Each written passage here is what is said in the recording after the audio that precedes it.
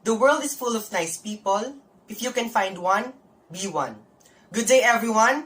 We are the reporters for today, and we will be discussing the topics from the Unit 2, which are the recent trends and focus in education, standard-based assessment, types of standards, assessment type selection, and the assessment flow. By the way, my name is Bernard Alec D. Sumera, and I'm from BPED 2A, and I will be discussing the recent trends and focus in education. So before anything else, we must know first what is trend. So when we say trend, it means that there is a movement toward development or change. And in relation to our topic, which is about education, we have been used to the traditional kind of education in which the teacher is the sole source of knowledge. So nakalagay nga dyan yung sa picture na it describes our past education system. Sabi dyan ng teacher, for a fair selection, everybody has to take the same exam. Please climb the tree. So, obviously, ang makakagawa lang or yung may kakayahan lang umakyat ng tree is yung monkey. Alam nga naman paakyatin natin yung elepante ng tree. So, in relation to our past education system, gina-judge or binibigyan ng grades ang isang estudyante based sa isang bagay na hindi naman talaga nila kayang gawin or hindi sila magaling doon. Pero, that doesn't mean na hindi sila magaling or wala silang kayang gawin. Because I believe that each and every one of us has different set of skills or talents and knowledge that we can use. All we need is an education system na mag-help sa atin na ilabas yung mga talents na yon. And I think yung isang way na sobrang nakatulong or makakatulong sa mga estudyante natin na mailabas yung talents nila na yon is yung K-12 curriculum. So K-12 curriculum used in the field of education for specific learning objectives and activities experienced by students in grades kindergarten through 12. So, alam naman na natin yung K-12 curriculum kasi na-experience naman na natin to. I mean, kayong mga klasiko, na-experience na natin siya way back in our senior high school. And I think that this curriculum had helped us discover what we really want and what we really want to do before going to college. And sobrang nakatulong to kasi nakatutok siya sa specific na kakayahan ng isang estudyante. And based on my research, according to Dr. John Parankimali, there are 8 emerging trends in education. The first trend is teaching to learning. He stated there that if no learning takes place, no teaching has been done. Second is from memory to understanding. Dr. John Parankimali stated that memorizing without understanding. So, sinasabi niya lang dyan, or in-emphasize niya lang yung, di ba minsan may memorize tayo, pero hindi naman talaga natin naiintindihan yung isang bagay. So, sinabi niya na mas magandang mag-memorize habang mas iniintindi natin yung topic or yung isang bagay.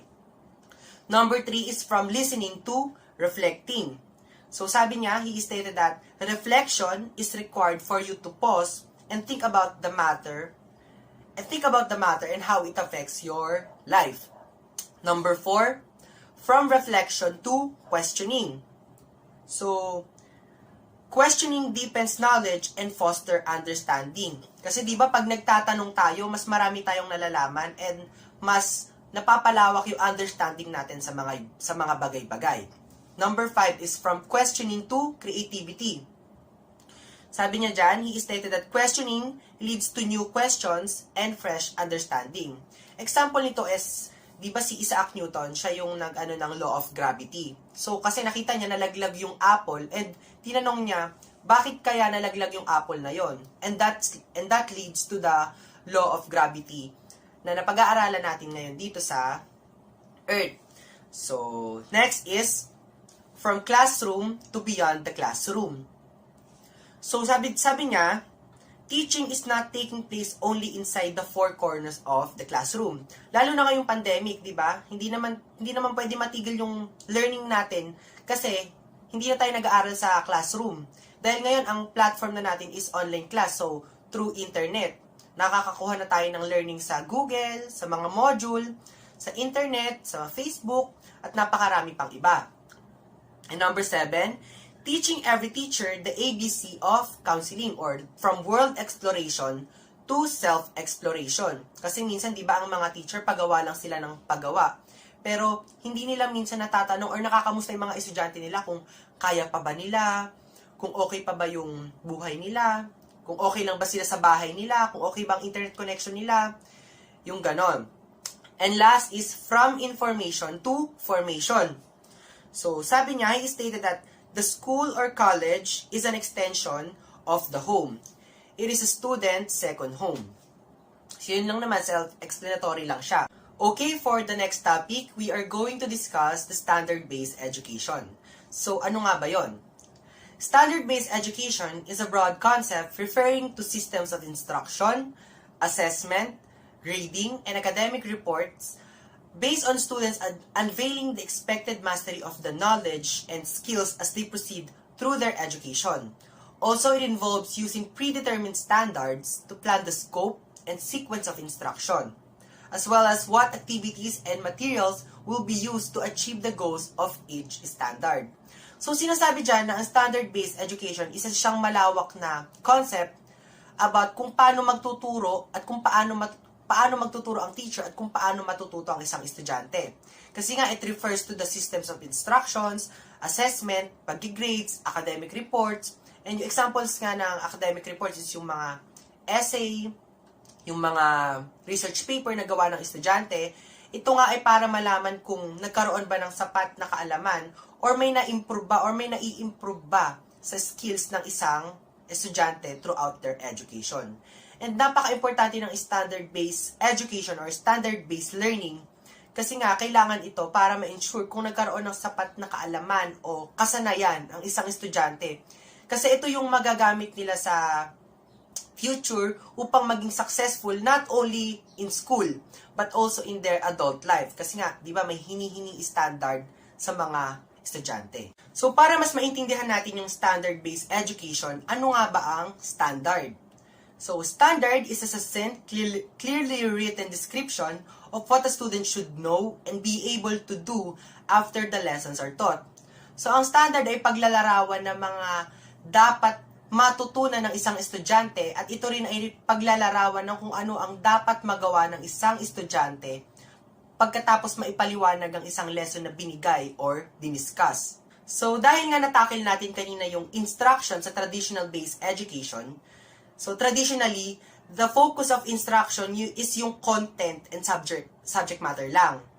But, nag-evolve na siya ngayon at nabago sa tinatawag na outcome-based education. So, ano nga ba yung outcome-based education? Outcome-based education is a learner-centered approach to education which emphasizes what learners can demonstrate of knowing and doing. Sabi dyan, yung outcome-based education is a learner-centered approach. So, ibig sabihin, nakafocus siya sa estudyante kung ano ang natutunan or kayang magawa nito after ng lesson. Learning is facilitated carefully toward achievement of the outcomes or the goals. So, mas ine-emphasize ng outcome-based education yung outcomes, syempre from the word itself, outcome-based education, or yung goals ng isang lesson. Outcomes may include parameters of competencies and capabilities. An example of this is, student can explain the basics in playing basketball sport. Next, as you can see, outcome-based education versus other models. So, yung other models na nakalagay dyan is yung mastery-based education and yung competency-based education. Yung characteristics ng mastery-based education is criteria for measuring proficiency, adapted to learner needs, learner support provided, adequate time to achieve proficiency. So, yung competency-based education, lahat ng karakteristik ng mastery-based education andon, plus it is self-paced. While yung outcome-based education, all characteristic, lahat ng karakteristik ng mastery-based education and competency-based education is andon, plus mas ina-emphasize niyo yung understanding why proficiency matters. So, makikita natin kung gaano magiging effective ang outcome-based education sa mga school na gagamit nito. So, according to Navarro, RL, Santos, RG, and Corpus BB 2017, to implement the outcome-based education on the subject or course, the following are recommended. So, yung implementing outcome-based education is, first, identify educational objectives, the subject or course. of the subject or course. So, yung objectives na yun are stated this way. At the end of the lesson, student can understand the concept and other terminologies in assessment of learning.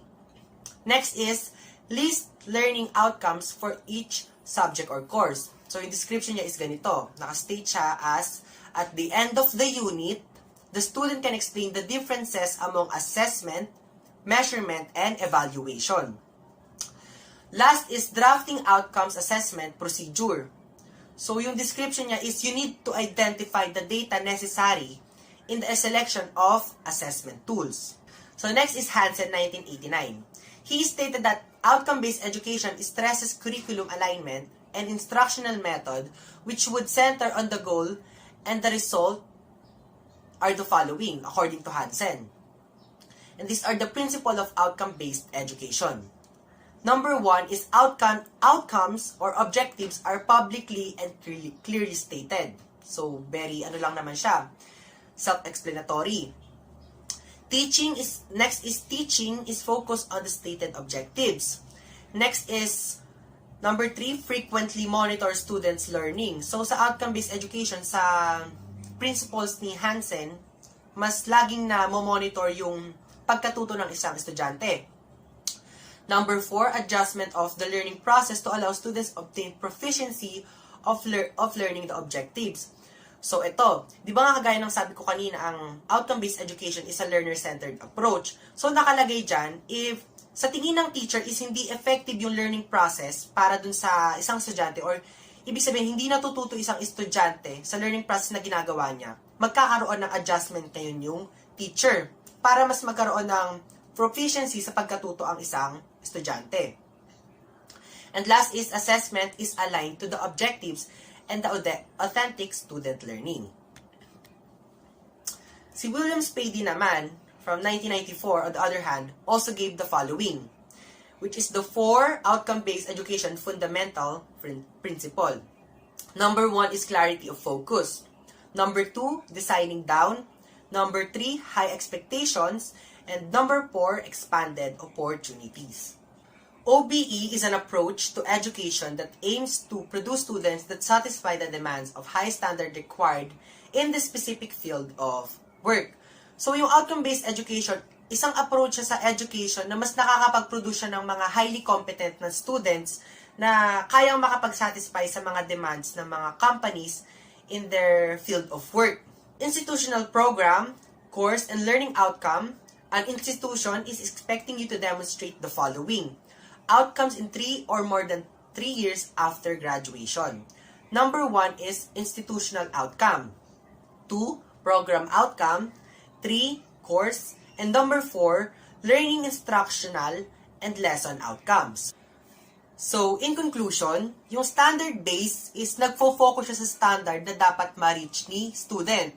So, more on concept and more on reaching the standards. While si outcome-based education or OBE naman, nakaka-focus siya sa standard and also sa outcome na dapat magawa ni student. So, na-master niya na yung skills, na-apply niya pa yung skills in real life. Kasi nga may outcome or output na dapat niyang magawa. Thank you for listening. That's all for the recent trends and focus in education. I will now give the time to Sir De Guzman for the continuation of the discussion. Thank you, Sir Bernard. Again, my name is Ignacio P. De Guzman III, and for this time, we will be dealing with the standards-based assessment, including the constructive alignment. So, before we thoroughly proceed to this particular topic, let us define first what is a standard. Standard is the benchmarks for learning that define what students need to know, understand, and do.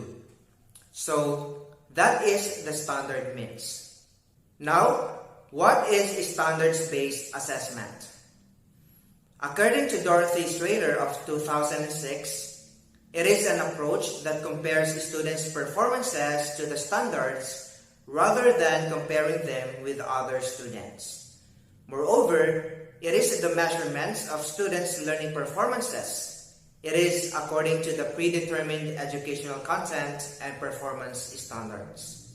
And lastly, Standard defines the skills and knowledge content which should be enhanced by each student or which will need to be mastered by each student in a certain time frame. Assessment is aligned to the attainment of the standards through the defined skills and competencies. There are the key principles of an effective assessment. These are the outcomes, the design of assessment tasks, criteria, marking procedures, and feedback. Standard-based assessment is the outcome-based education or performance-based education philosophy. Assessment is a key part of the standards reform movement. The first part is to set new higher standards to be expected of every student. Then the curriculum must be aligned to the new standards. And finally, the students must be assessed if they meet these standards of what every student must know and be able to do.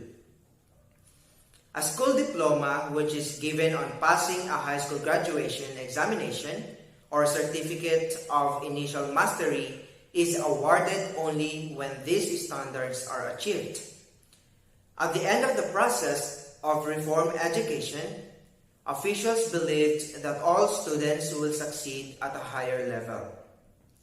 All will meet local, state, and federal standard which had been set at world-class standards level for the 21st century, though no such standard document has ever existed. Now, what is the purpose of the standards-based assessment? It is to know or let the students know against which criteria you will judge their work, and the standards attached to each of these criteria. So, take a look at this one. Here is standards-based assessment or grading. The clear feedback to learner and parent. Accurate reflection of learning and areas needing development. Separate focus on academic performance, dispositions, behavior, attitude, effort, and etc. So, that is the standards-based assessment. Let's now proceed to the constructive alignment. Constructive alignment is an outcomes-based approach to teaching, in which the learning outcomes that students are intended to achieve are defined before teaching takes place. So it means that they are focusing to one's outcome of students before they teach what they need to learn. It also gives an organized and constructed learning process. That is why they are focusing on the outcome of their students. Teaching and assessment methods are then designed to best achieve those outcomes and to assess the standard at which they have been achieved. So it means that, or in constructive alignment, assessment is aligned to the intended learning outcomes, and their students construct knowledge through teaching and learning experiences. Next, outcomes-based teaching and learning is based on meeting set standards of teaching and learning to ensure students meet the requirements for a degree. Assessments mark against criteria referenced to the outcome. So, to make it short, the focus of the constructive alignment is on what and how students learn rather than on the topic that teacher teaches. Learning activities are what the students undertake to meet these learning outcomes, and students construct knowledge and skills based on the learning activities. Constructive alignment is relevant for individual subjects as well as at the course level. Analysis of learning outcomes and levels of thinking for a subject informs the rationale for assessment and the design of structured learning opportunities to develop skills and knowledge throughout a subject. So, the students should experience a range of learning activities developing from a lower order of thinking to a higher order of thinking across the subject. So, you will start with the subject learning, subject learning outcomes, then after that, you will identify the assessment that leads to learning outcome. Then you will identify now the learning experiences or activities that enables students to meet the assessment that needs the outcome. So that's all for the constructive alignment. Thank you for listening, and I will now give the time to Sir Emerson Gamboa for the continuation of the discussion. Types of standards. Teachers of any educational settings should ensure that the learning standards are in place and adequately identified to make up a more comprehensive and feasible learning standards. Then, it should be composed of the content and performance standards. So the standards describe the goals of schooling, the destinations at which students should arrive at the end of unit or term. For example, most standards expect students graduating from high school to be able to write 4 different audiences in instructions, literacy criticism, persuasive, and reflective essays, and to demonstrate a command of standards written English.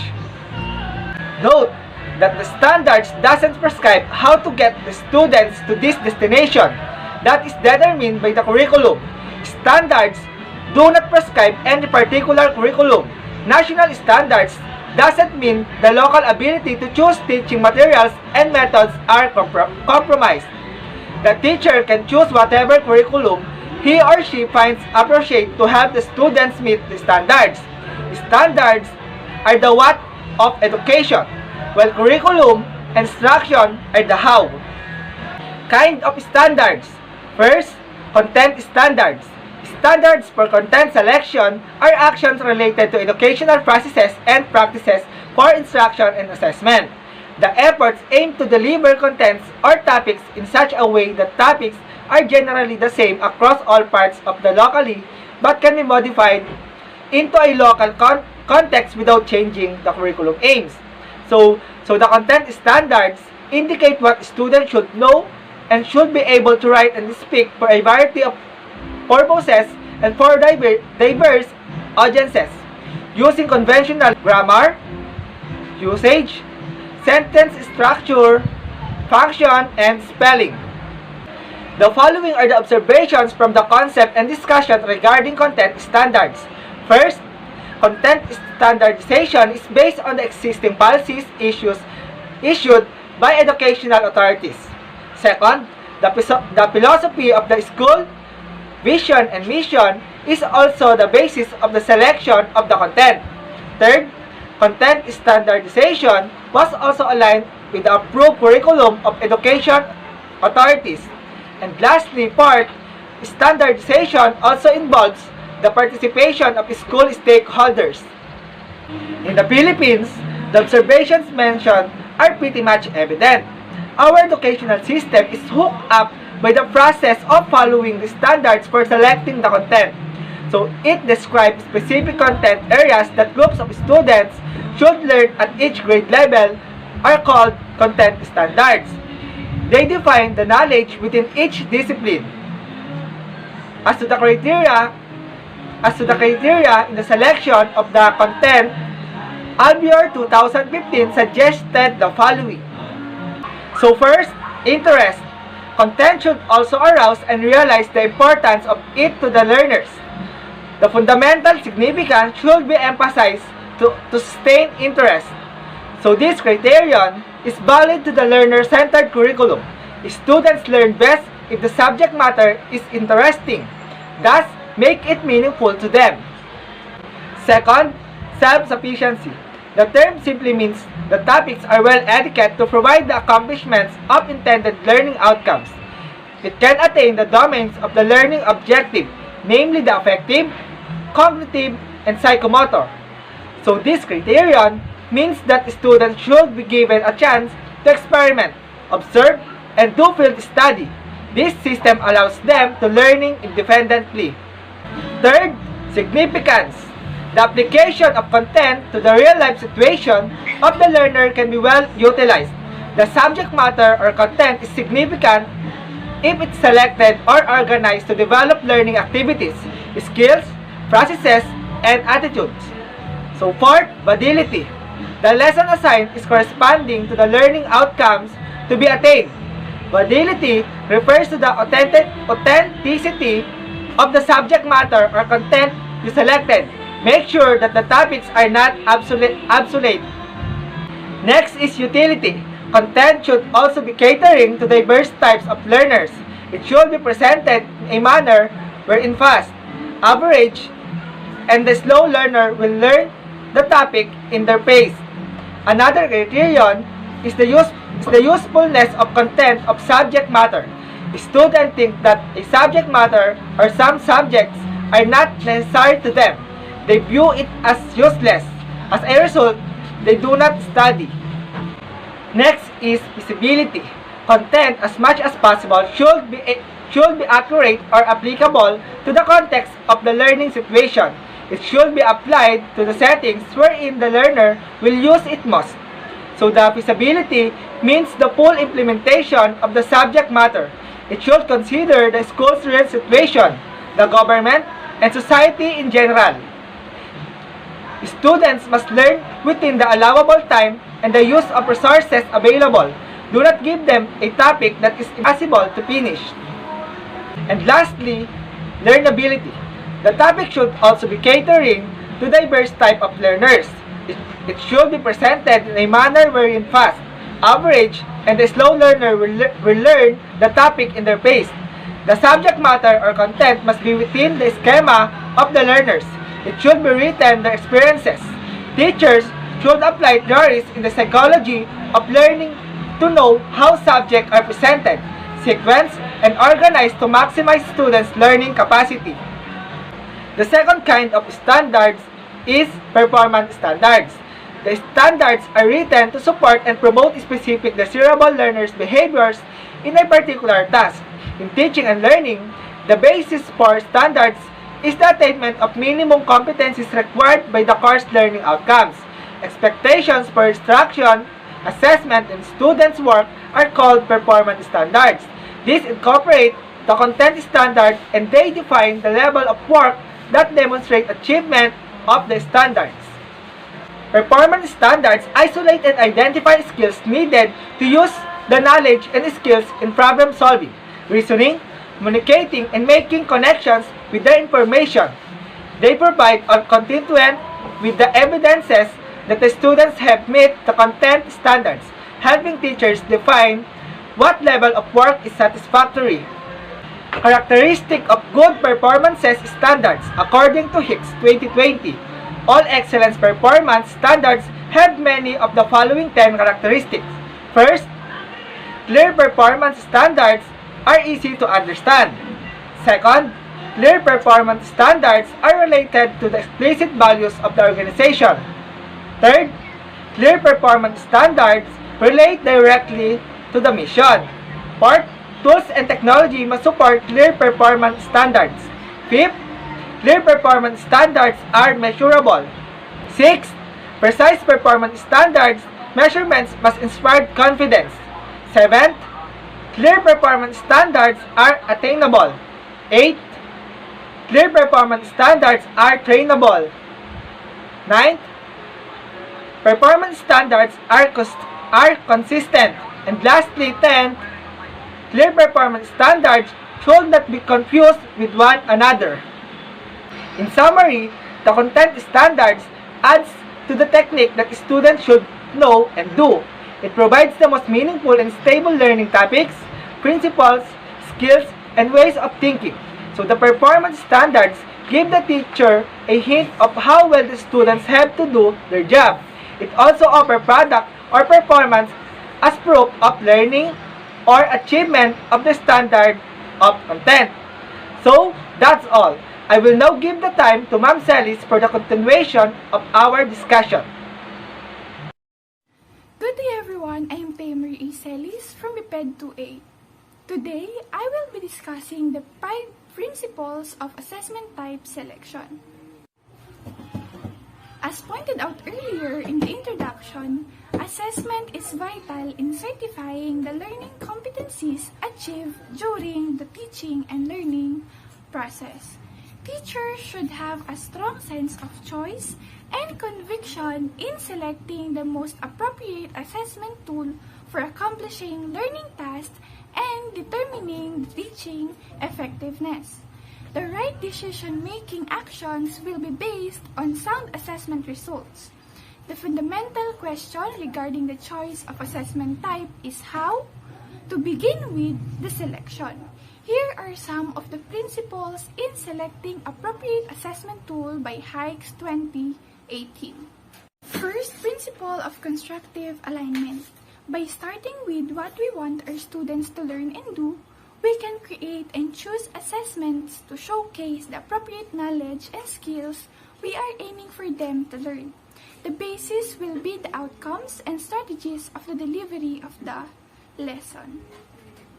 It means that in principle of constructive alignment, we are creating and choosing an assessment to showcase the appropriate knowledge and skills we are aiming for our students to learn. Second, varying assessments. Students learn in different modes and at different pace, in which their strengths and challenges for assessment differ as well. Diverse assessment can also be done by allowing their participation in the assessment process, by letting them choose the comfort zone in the assessment process and considering the way we assess students' comprehension. We are more likely to offer opportunities for every student to demonstrate their knowledge. Then, this can be done by establishing lessons with 3 or more forms of assessment. For example, written tasks, class projects, and pen and paper exams. To summarize, since students learn in different modes and different learning pace, varying assessment can help us choose the different comfort zone for our students in the assessment process. Third, assessment intervals. Since students tend to go over an assessment which they have to take or the summative assessment, there must be a series of assessment given to track the process of their learning. Also, consider the frequency with which students should be assessed based on the knowledge that assessment drives learning by focusing on students' attention, energy, and motivation to learn and to develop the knowledge and skills that should be learned. In short, assessment interval is how frequent students should be assessed based on the knowledge and assessment drives. Fourth, choose between direct and indirect assessments. Assessment is said to be straightforward if the teacher measures actual student behavior. Indirect if it includes activities involving research, group dynamics, and similar activities that gathers opinion about a lesson or its objectives.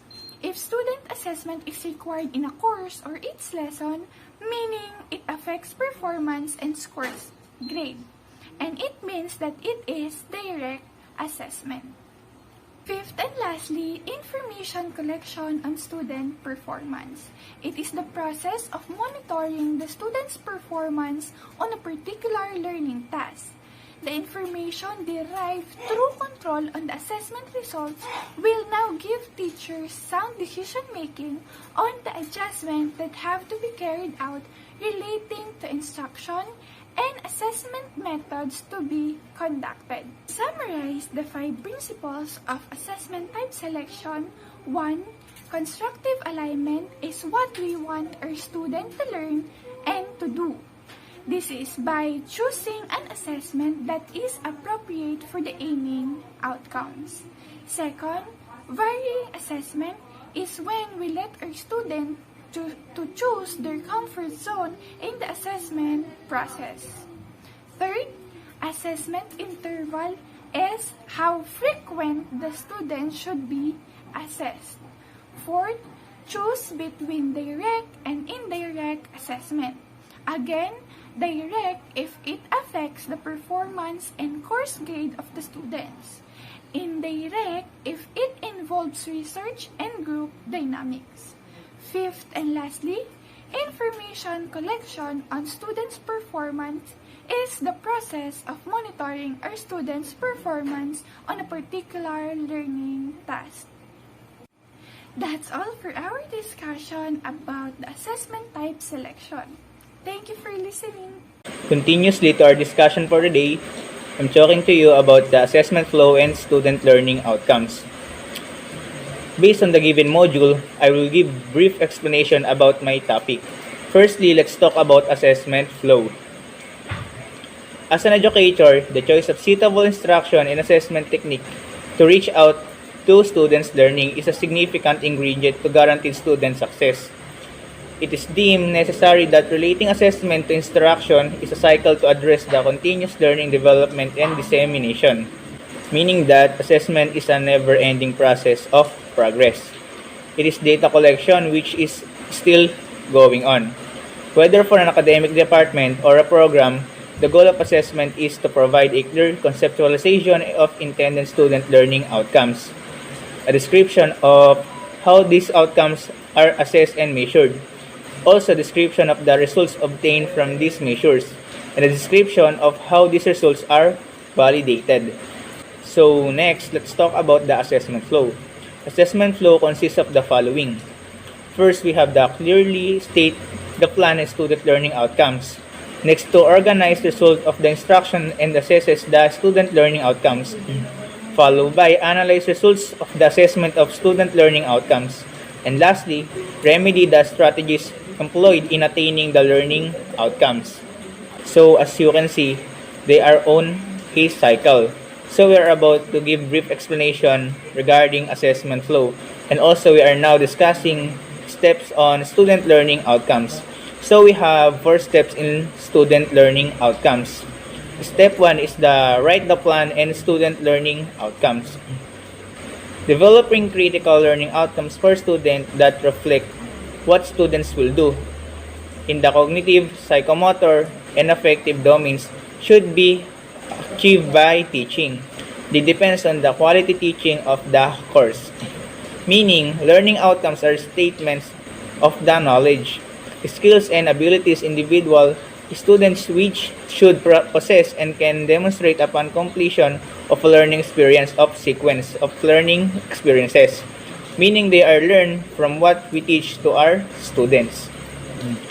Before preparing a list of learning outcomes, consider the following recommendations.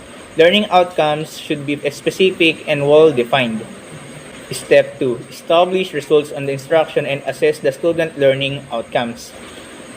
There are numerous ways of choosing and using assessment tools to determine the learning outcomes of students. It should also be distinguished that we must categorize the origin of assessment result. It can be the product of a lesson in ability or knowledge. More focus should be placed on how the result of the assessment information are routinely compiled and organized. Meaning, we should to evaluate the and record those assessments that we made. For example, the result of test paper, written essay, and short quizzes. Step 3. Analyze products of the assessment of student learning outcomes. So, evaluation and reporting of the assessment result are essential on time. The findings can be used to develop the method of teaching learning further. The technique will impact the option of teaching methods, evaluation approaches, speed of learning, and acquisition. Policymakers should also use the assessment findings to suggest measures to enhance service quality delivery of teaching. So, assess student learning and outcomes, assess student knowledge and skill proficiency with the implementation of a learning outcomes, assessment method or tool. Collect and analyze outcome data, collect, review, and analyze student learning outcomes, assessment data in order to draw conclusions. And last, the step 4, the remedy strategies employed in reaching the learning outcomes. So dissemination is necessary when the result of the assessment are on hand. The evaluation findings would be worthless unless used as a method to develop the teaching learning process further. If there are questions about the assessment outcomes, solution and changes with current procedures and policies should be produced by the authorities and stakeholders concerned. So it means that strategies for assessing learning outcomes, in general, the strategies used to do the assessment are largely addressed in how to conduct the assessment and are one key component in the planning process. Overall, the strategies are classified as direct where actual student behavior is measured or assessed, or indirect. So that's all. Thank you.